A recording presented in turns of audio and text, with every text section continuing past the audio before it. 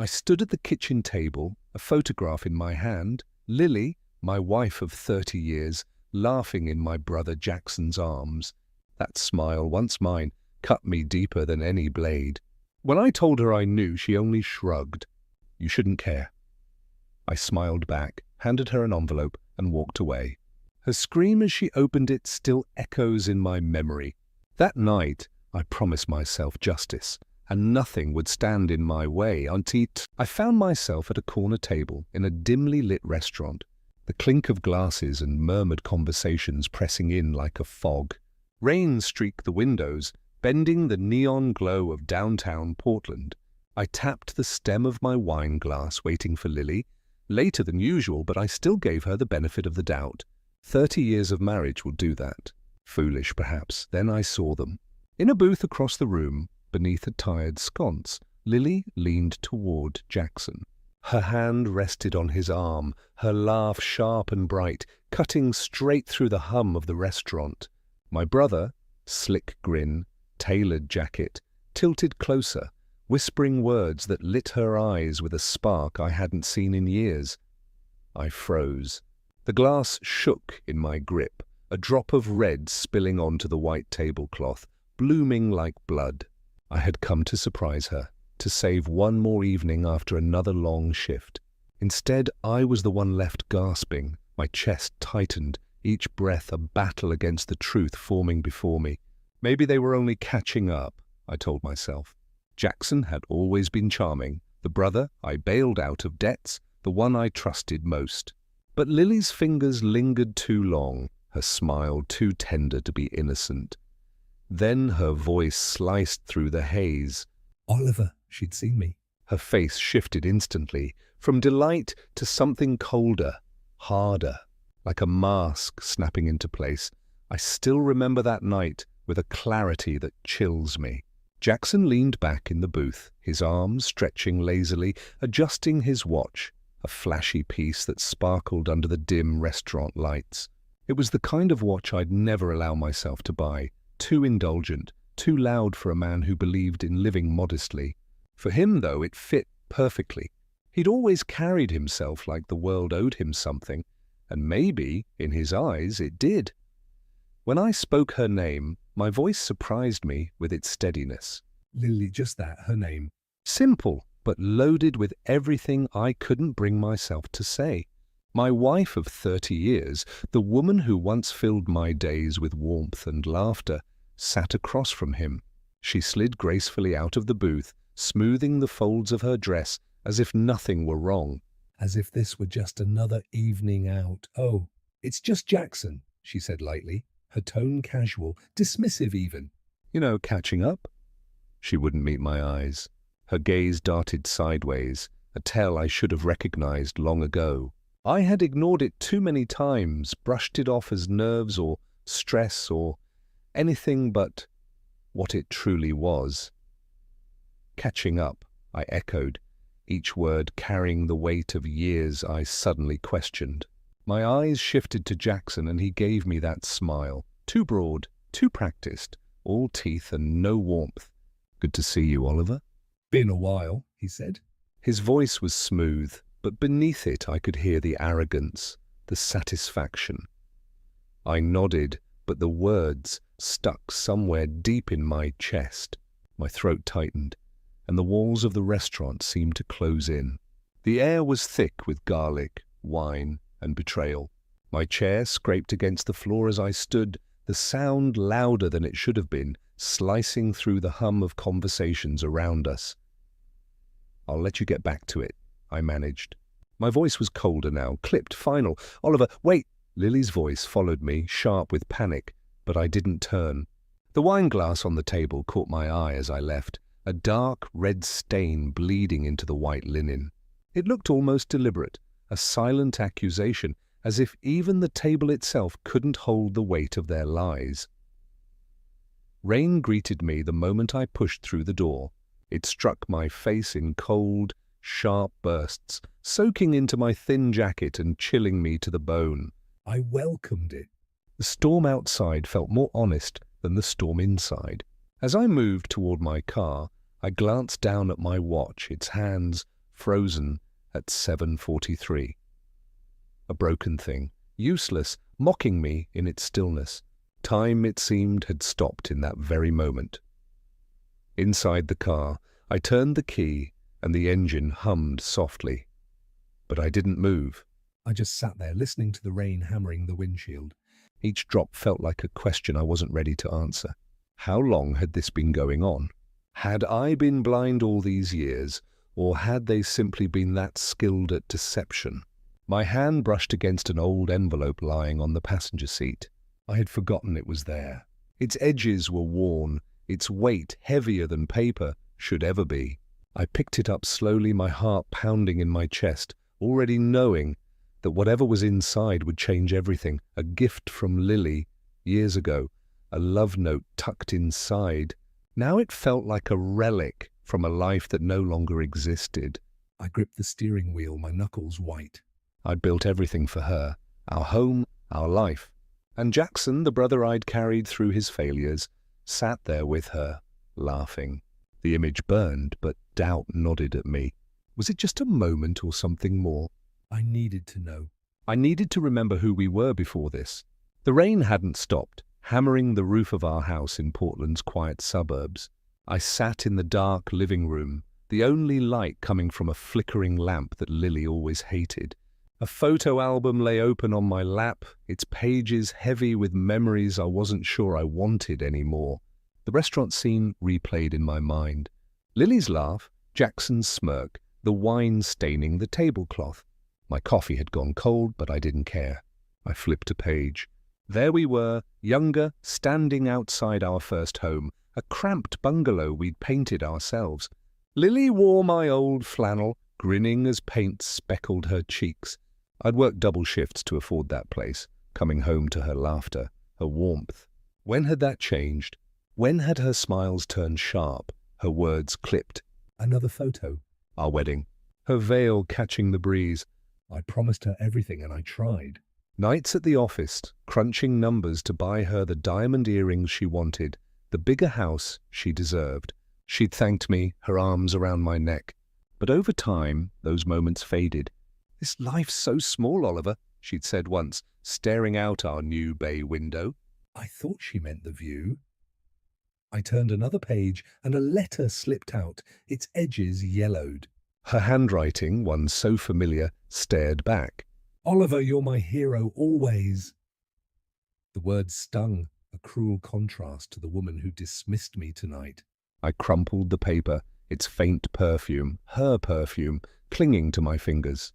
It hit the trash can with a soft thud. The house was too quiet. The ticking of the wall clock the only sound. I'd sacrificed dreams for her. Trips to the coast? A boat I'd sketched in my head for what? To watch her lean into Jackson, to feel like a stranger in my own life. I trusted him too. Paid for his college when he flunked out.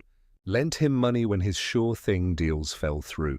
He'd always been the charmer, the one who got away with everything. Not this time. I stood pacing the room. The album lay open, a frozen past mocking the present. Lily's coldness had grown over years, her complaints sharper, her eyes always searching for something more. I thought it was my fault that I wasn't enough. Now I wondered if it was her or him. The rain slowed, a drizzle now, but my thoughts raced. I couldn't keep doubting. I couldn't let this eat me alive. I needed answers, not memories. The letter in the trash felt like a line drawn between who I was and who I needed to be. I pulled my phone from my pocket, scrolling through contacts. There was a name I hadn't called in years, someone who could dig up the truth. My thumb hovered over the screen, the clocks ticking louder in my ears. Morning light filtered through the blinds of my office, a cramped space in downtown Portland where I'd spent decades balancing books and dreams. Rain tapped the window, a steady rhythm to my racing thoughts. The restaurant, Lily's hand on Jackson's arm, the stopped watch, it all churned in my head. I couldn't unsee it, couldn't unknow the doubt. My desk was cluttered with ledgers, but today numbers meant nothing. I pulled out my phone, scrolling to a name I hadn't used in years. Joe Callahan, a private detective I had met during a fraud case at work. Gruff chain-smoking, but sharp. My thumb hesitated.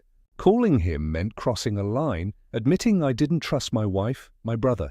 But staying in the dark was worse. I hit dial. Callahan, a growly voice answered, cutting through the static. Joe, it's Oliver Russell. I need your help. My voice was steady, but my pulse wasn't. Oliver, been a while. What's up? His tone was casual, but I heard the creak of a chair, the shift to attention. I need you to look into someone. Discreetly, I swallowed the words heavy. My wife, Lily. A pause, then a low whistle. All right, meet me at the diner on 5th in an hour. Bring whatever you've got. I hung up, my hand shaking. From my wallet, I pulled a photo of Lily smiling years ago before her warmth turned to ice. I stared at it, then slid it into an envelope, the same one from the car last night. It felt heavier now, a weight of intent. The diner smelled of coffee and grease, its windows fogged from the rain. Joe sat in a corner booth, his coat damp, a cigarette stubbed out in an ashtray. He nodded as I slid in across from him, his eyes scanning me like I was evidence. "Spill it, Oliver," he said, sipping black coffee. What's she done? I pushed the envelope across the table. I saw her with my brother Jackson. Too close. I need to know what's going on. Joe opened the envelope, glancing at the photo. This her, I nodded. He tucked it away. Won't be cheap, but I'll find what's there. Anything else I should know? They're clever, I said, my voice low. Jackson's always been slippery. And Lily, she's not who she was. Joe grunted, jotting a note. Give me a week. I'll dig up what they're hiding. He stood, tossing a few bills on the table. Stay calm, Oliver. Don't tip 'em off. Back in my office, I locked the envelope in my desk drawer. Its presence a quiet promise. The rain outside hadn't let up, mirroring the storm in my chest. I glanced at my watch, still stopped, a reminder of the moment everything shifted. What would Joe find? A fling? Something worse? The truth felt like a blade, sharp and close, but I couldn't stop now. In my car, the engine idling, I stared at the city blurred by rain. A week, Joe had said. See, 7 days until the truth came knocking. I gripped the wheel, wondering if I was ready for what it might bring. Rain sleed down the windshield as I pulled up to the squat brick building in Portland's old town, the kind of place that smelled of damp paper and bad decisions. Joe Callahan's office was on the 2nd floor, up a staircase that creaked like it held grudges. My coat was soaked by the time I reached his door, the weight of the last week heavier than the weather. I'd hired Joe to dig into Lily and Jackson. And now, with his call this morning, I braced for answers I wasn't sure I wanted. Inside, the office was a mess. Piles of files teetered on a desk, a coffee pot hissed in the corner, and a single bulb cast shadows over Joe's weathered face. He leaned back in his chair, boots propped on a crate, and slid a thin folder across the desk. Here's what I've got so far, Oliver. I opened it, my hands steady despite the churn in my gut. Pages of type notes, timestamps, locations. Lily and Jackson had met 3 times this week. Twice at a cafe near his apartment, once at a hotel downtown. My jaw tightened as I read, the words blurring. A cafe, a hotel, places I'd never been invited to. Photos are in the back, Joe said, his voice rough but not unkind. He lit a cigarette, the smoke curling like my thoughts. I flipped to the images, grainy but clear enough. Lily's hand on Jackson's arm, her head tilted in laughter. Jackson smirking, his watch glinting under the cafe's lights. My brother, who I'd pulled out of debt more times than I could count, sitting too close to my wife. I shut the folder, my fingers pressing hard against the edge. This is it. My voice was low, but it carried the anger I'd kept leashed.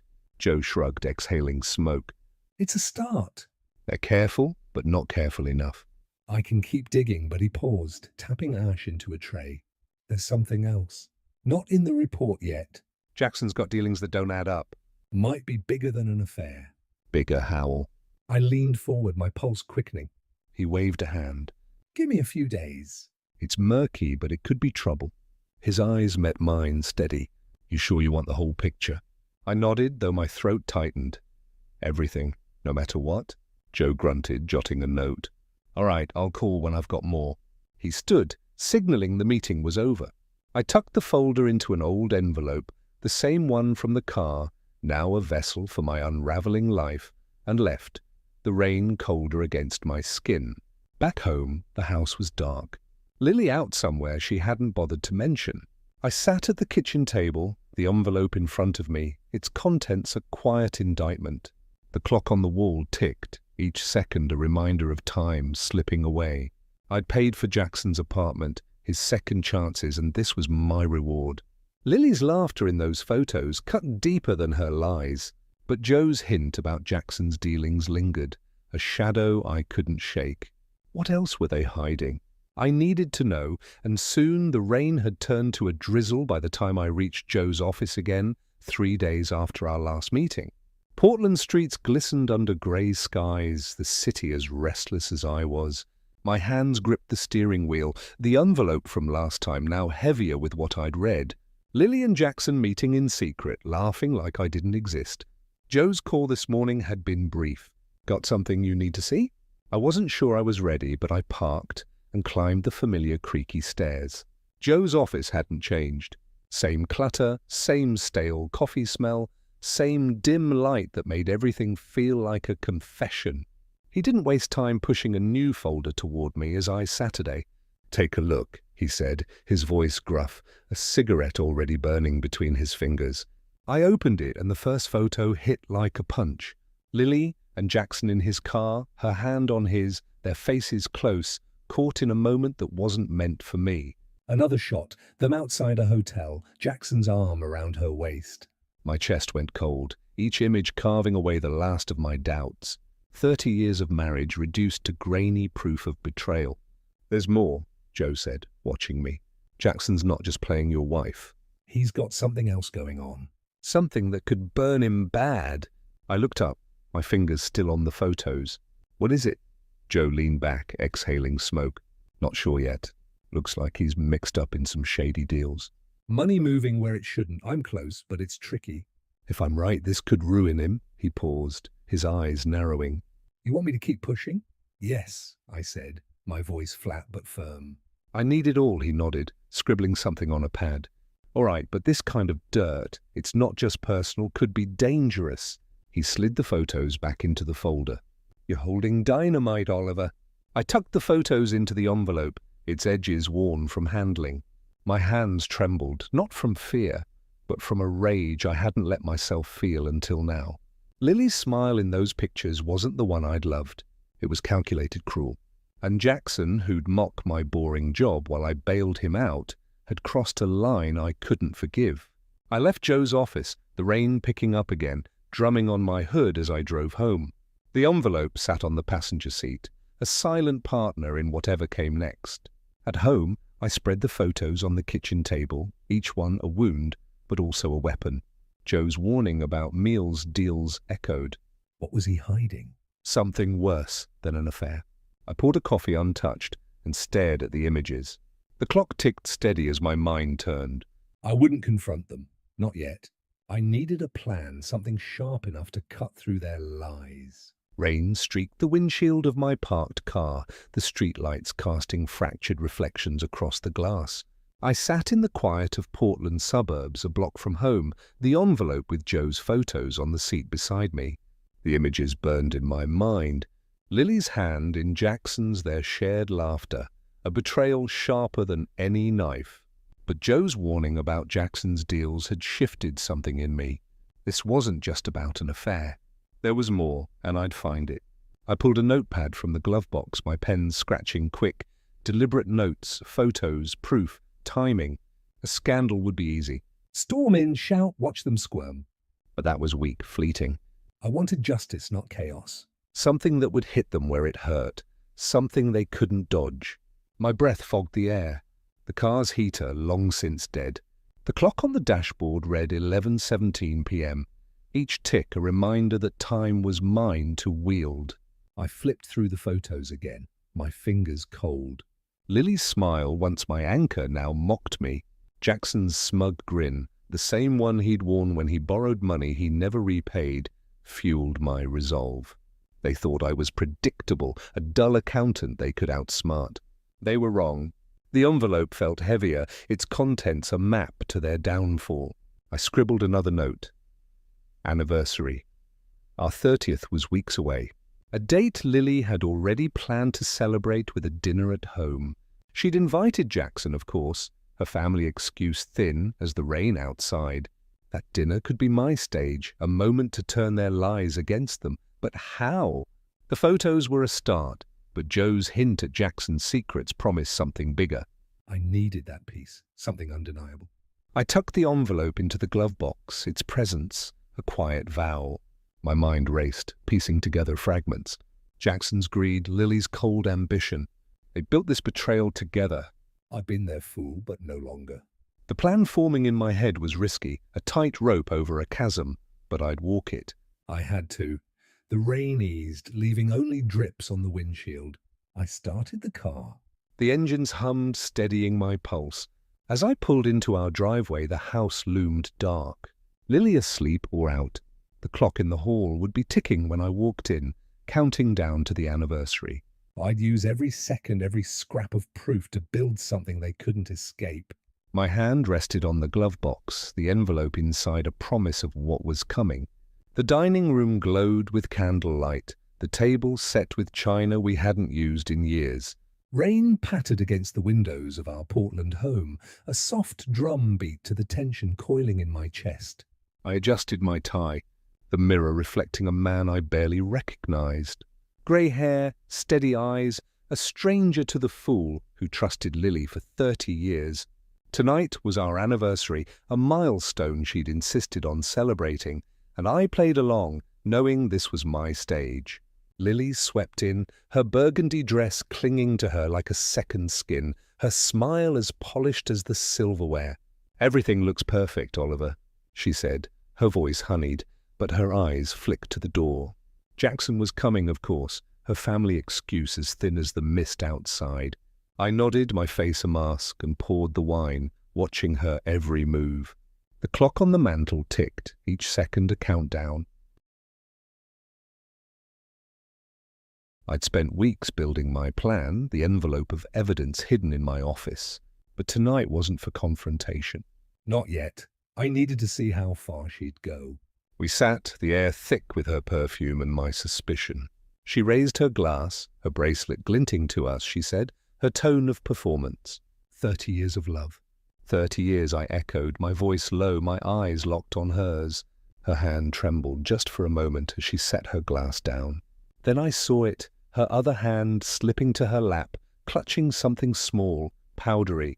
My pulse quickened, but I kept my face neutral, sipping my water instead of the wine. She turned to adjust a napkin, and in that split second, her fingers moved over my glass, a faint dust falling into the red. My stomach twisted, but I didn't flinch. Poison, a sedative. I didn't know, but the betrayal burned hotter than ever. She thought me blind, a pawn in her game with Jackson. I smiled, sliding the glass aside, untouched. Not thirsty tonight, I said, my tone light, but her eyes widened, a crack in her facade. Dessert? She asked too quickly, standing to fetch a tray. Her hands shook as she sliced the cake, the knife catching the light like a warning. I leaned back, the clocks ticking louder in my ears. She was unraveling, and I hadn't even shown my hand. The rain outside grew heavier, a curtain between this moment and the truth I'd soon unveil. Dinner dragged, her small talk a desperate shield. I answered sparingly, my mind on the envelope, the photos, the reports. What had she planned with that powder? Was Jackson part of it? I needed more and I'd get it. As she cleared the plates, I stood brushing past her to the hall. The clock struck 10, its chime a signal. I glanced back, her silhouette framed by candlelight, and thought of the evidence waiting in my office. The real celebration was coming. Morning light filtered through the blinds of my office, a cramped corner of Portland's downtown where numbers once defined my life. Rain tapped the window, softer now, a whisper compared to last night's storm. The anniversary dinner replayed in my mind. Lily's trembling hand, the powder in my wine, her eyes darting like a cornered animal. I sat at my desk, the envelope from Joe's reports in front of me, its weight a promise of justice. I opened it, spreading the contents across the desk. Photos of Lily and Jackson, their stolen moments captured in grainy detail, typed notes on their meetings, Joe's cryptic warning about Jackson's dealings. I added my own, a timeline, meticulous each data step in their betrayal. My pen moved with precision, labeling, organizing, building a case as airtight as the ledgers I'd balanced for decades. This wasn't rage, it was calculation. The folder I prepared was thick now, its page is a weapon. I'd considered confronting them last night, letting the truth spill over the cake and candles. But that was too easy. They'd deny, deflect, turn it on me. No, I needed something undeniable, a moment that would strip them bare. The dinner tomorrow with Jackson and his wife Sarah was my chance. Sarah deserved to know too.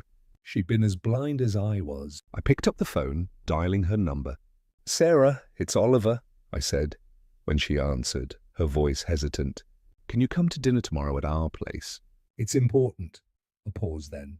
"Is everything okay?" Her tone was tight, like she sensed something. "Just come," I said, keeping it vague. "7," she agreed, and I hung up my fingers drumming on the desk. Sarah's presence would shift the dynamic, make Jackson squirm. I tucked the folder into the envelope, sealing it with care, and slid it into a locked drawer. The clock on the wall ticked, steady, a reminder that time was my ally. I leaned back, the rain's rhythm syncing with my thoughts. Lily thought she could outsmart me, slipping powder into my glass, playing the devoted wife.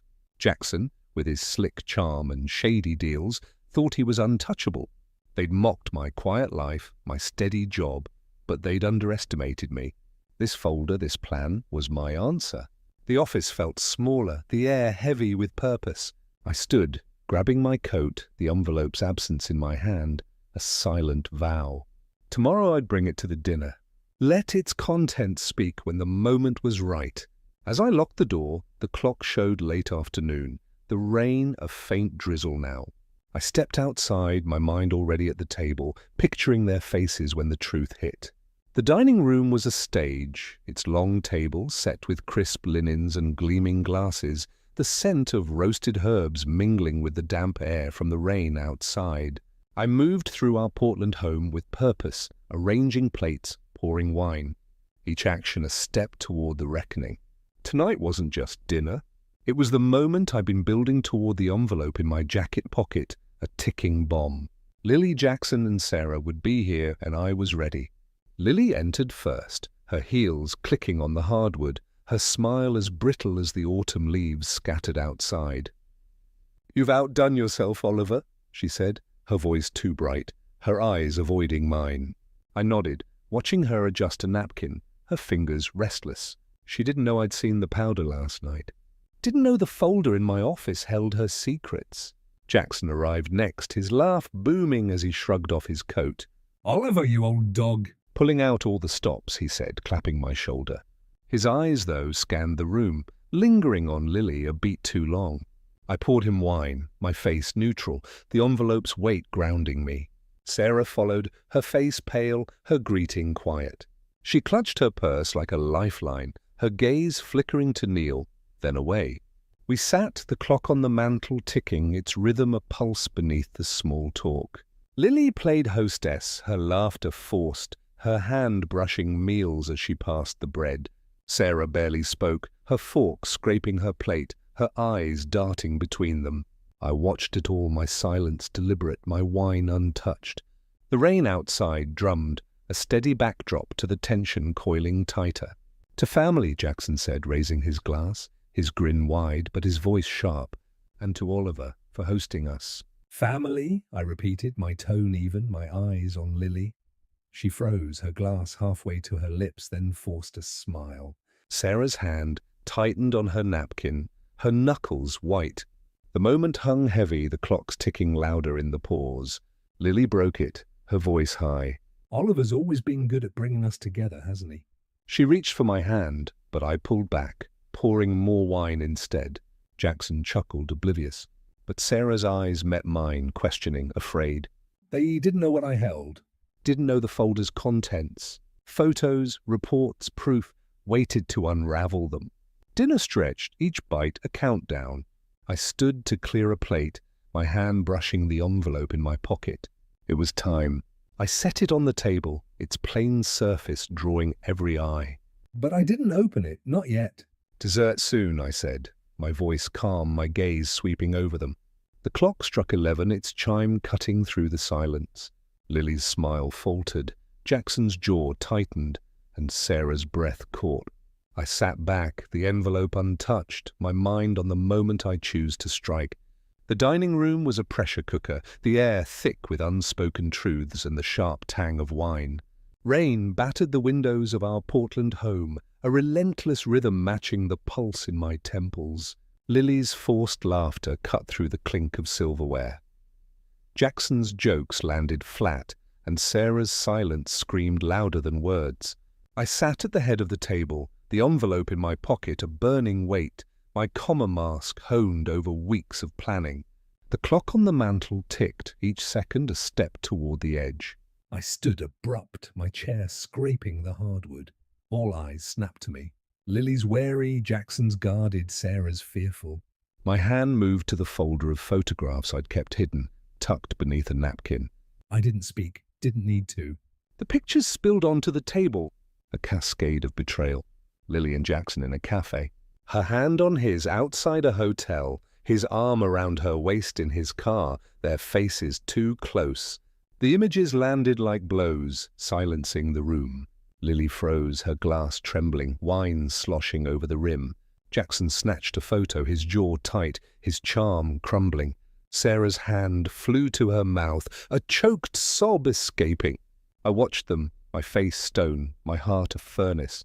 30 years of marriage, countless favors for my brother, and this was their gratitude. What is this, Oliver? Lily's voice was sharp, but it cracked, her eyes darting to Neil. You're spying on me. Spying, I said, my tone low, cutting. I didn't need to. You weren't exactly discreet. I leaned forward, my gaze pinning her. You thought I wouldn't notice? Jackson stammered, his hands fumbling the photo. Oliver, come on. It's not what it looks like. Not what it looks like? Sarah's voice broke raw, her eyes blazing at Jackson. You lied to me, to us. She shoved her chair back, tears streaking her face. Lily's lips curled, a last grasp at control. This doesn't concern you, Oliver? You shouldn't care. Her words were a slap, but I didn't flinch. I'd heard worse in my head, replaying her laughter with Jackson, her powder in my wine. I reached into my pocket, pulling out the envelope, the same one that had held love notes, then evidence, now something more. Its weight felt final, a guillotine waiting to fall. I said it before Lily, my movements deliberate, my eyes never leaving hers. Open it, I said, my voice steady, cold. Her fingers hesitated, hovering, her breath shallow. The clock struck midnight, its chime a tolling bell. Rain roared outside, drowning the silence. Lily's hand twitched toward the envelope, her eyes wide with something like fear. Jackson's face drained of color. Sarah's sobs grew quieter, and I stood unmoved. I can still hear my that mind. scream, the one I knew was coming. It wasn't just Lily's voice cracking the night air. It was the sound of years collapsing, of illusions burning away. The dining room that evening was no longer a place of warmth or family. It was a battlefield, littered with photographs, spilled wine, and the ghosts of promises that had long since died. I remember the photographs scattered across the table, their glossy surfaces catching the flicker of candlelight. Each one was an accusation, a mirror reflecting truths I had tried to deny. Outside, the rain pounded against the windows of our Portland home, a furious symphony echoing the chaos within. In front of me, Lily clutched the envelope I had slid across the table. Her fingers trembled. Her eyes, those eyes I once trusted without question, locked with mine in a silent standoff. Jackson slumped beside her. My brother. His swagger was gone, drained from him like color from a fading photograph. Sarah sat nearby, her face streaked with tears, turning from him in disgust. She, too, had been caught in his lies, collateral in a war he'd waged in secret.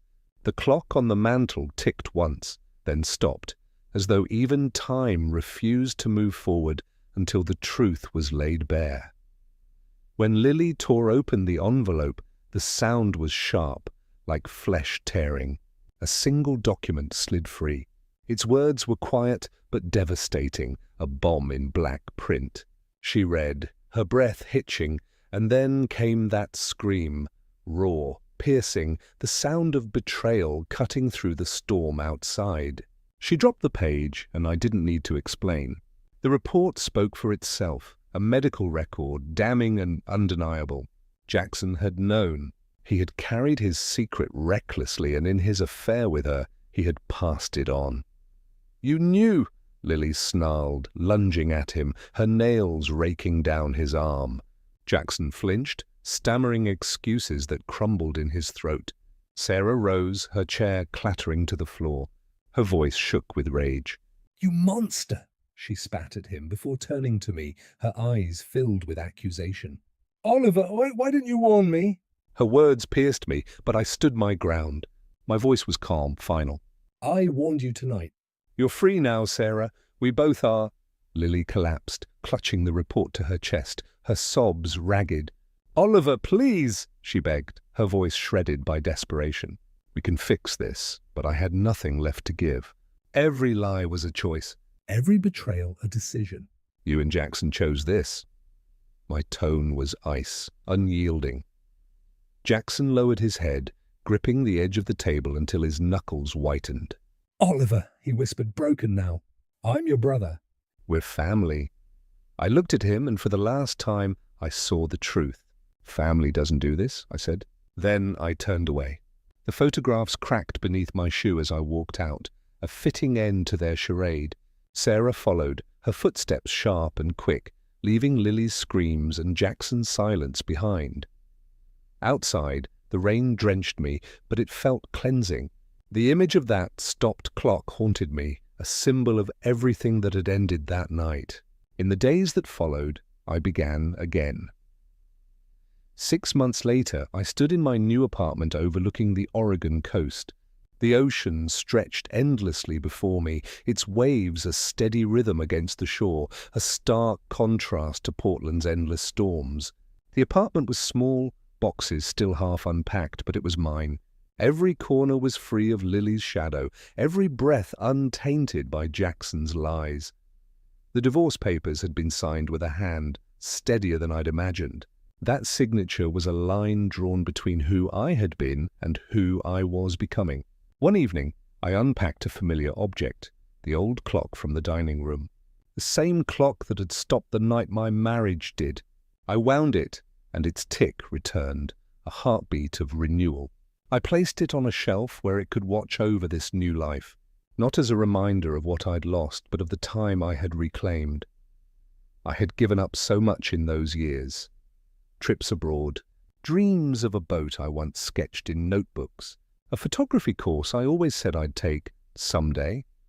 Lily had sneered at those dreams, belittling them as childish. Jackson had mocked them too, with his easy charm and empty bravado. But when that envelope fell open, both of them were stripped bare. Their ruin was their own, and I walked away clean. Now on the balcony, the ocean's roar is my song of possibility.